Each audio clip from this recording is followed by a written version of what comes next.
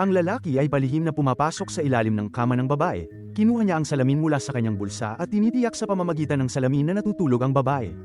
Isinuot niya ang maskara at kinuha ang bote ng potion, tahimik na gumagapang sa gilid ng kama ng babae. Masiglang binuksan ni Caesar ang takip ng bote, ibinuhos ang potion sa tuwalya, mabilis na tinakpan ang mukha ng babae, na nagpatulog sa kanya ng malalim. Inalis niya ang kumot ng babae upang humanga, pumunta sa banyo ng babae at nagsimulang magsipilyo gamit ang kanyang sipilyo. Pagkatapos magbanlo, maingat na ibinalik ito sa orihinal na posisyon, kinuha niya ang garapon ng kanyang sariling face cream, gumamit ng karayom upang kumuha ng kaunti at piniga ito sa face cream ng babae. Pagkatapos ay naligo siya sa banyo ng babae, hinugasan ang kanyang buhok gamit ang shampoo ng babae. Sa wakas, mapayapang humiga sa tabi niya at natulog buong gabi hanggang mag-alarm ng 5 AM, nagising si Caesar ng may pag-aatubili, inayos ang babae bago umalis, at hindi alam ng babae na siya ay sinusubaybayan.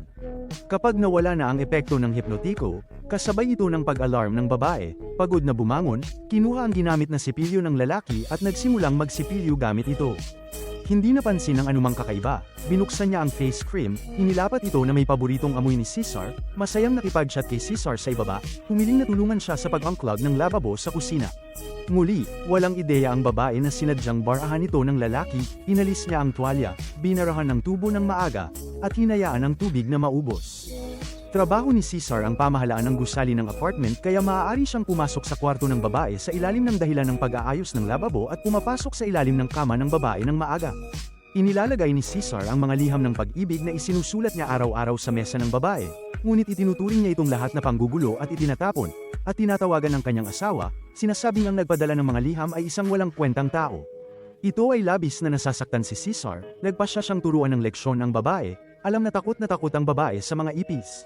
Kaya't gumastos siya ng 5 yuan para bumili ng ilang kahon ng itlog ng ipis, binuksan ang mga kahon, kumuha ng malaking kutsara at ipinahid ito sa kanyang mga produktong pangangalaga sa balat.